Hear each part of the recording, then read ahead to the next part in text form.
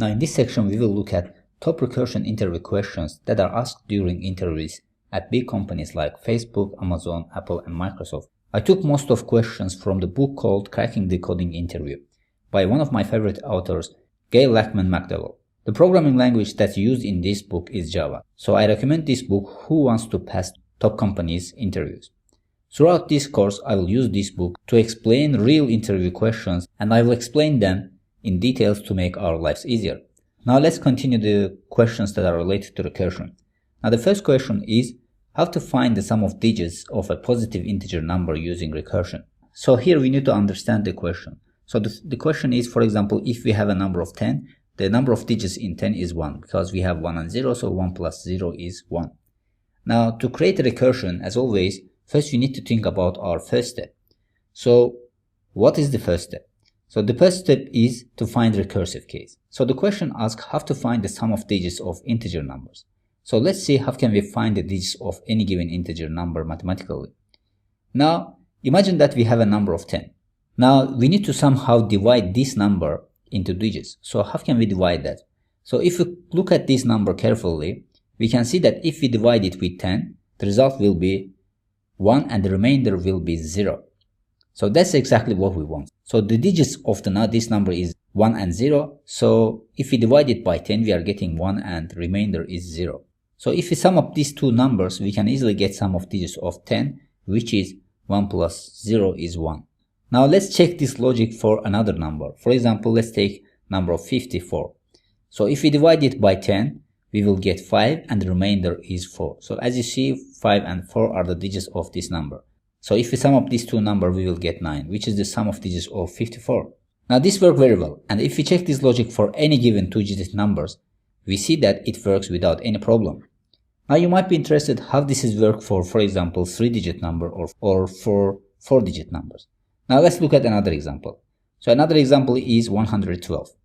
So if we divide it by 10, we will get 11 and the remainder is 2. So here 2 is the last digit of this number, so we can see it easily. So this is okay for us, but first two digits are still together, which are 11. So we need to separate this one also. So one more time we are going to repeat the same process by dividing by 10.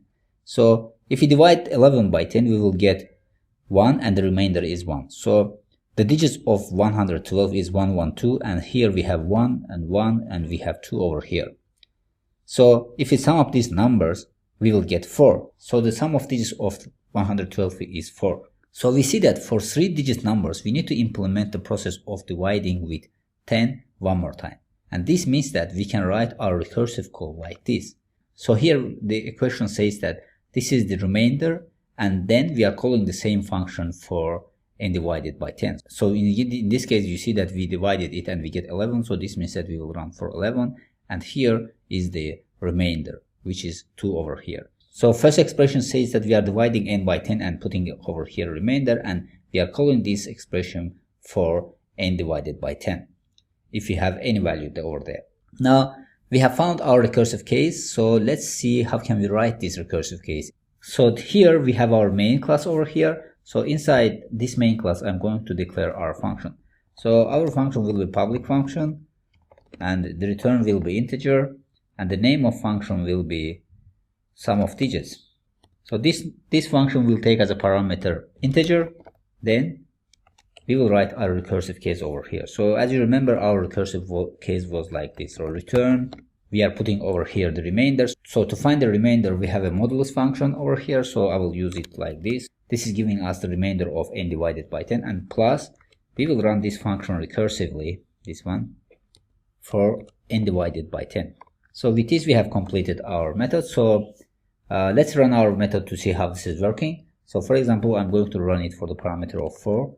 If I just put it over here, so here I have created main classes instance. So then I've declared a value which will get the return from this method. Then we'll print out that.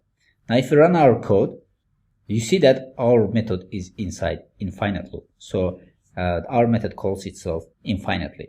Now how can we prevent this case? So we know that for this one we have step 2, which says that we need to find base condition for any recursive function to stop infinite loop. So let's think about what can be a base condition over here. Now here, I want to pause the video and think about what can be a base condition for this equation over here. Alright, let's see what's base condition for this equation.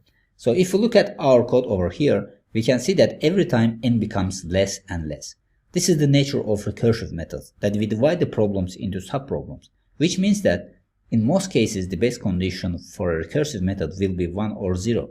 So if we check this method for 0, for example, if we put 0 over here, we see that 0 is divided by 10 remainder and it's also 0, and the n divided by 10 is 0, so if we sum up this we are getting 0.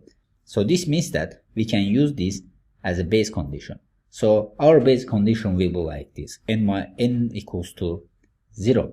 So if we just switch to our code and write our base condition over here, so before starting, in the first line of code I will write if n equals 0, then in this case I'm going to return 0. So if I rerun our function to see the sum of the digits of 4, you see that it returns 4. We have only one digit, so the sum of digits of 4 is 4. So if I put, for example, over here 10, if I run it, you'll see that it will return 1 because the sum of digits of 10 is 1. So it returns 1. So our function works the way that we want. So now we haven't finished over here because we have third case for recursive functions. So the third case, we need to find out unconditional case, the constraint. So let's think what we missed for our method. The tip here is we need to recheck our definition of the question. So in the definition of the question, it says that find the sum of the digits of positive integer numbers using recursion. Now in case of Java, if you try to call this method for float number, it's not going to work. It will raise an error because this case is also prevented, because when we are creating a parameter, we have mentioned that this should be the integer number. In our code, you can easily see that our parameter is integer number. So if you try to run it for float number, it's not going to work. It will raise an error. But in the definition of the problem, it says that we need to find out it for positive integer numbers.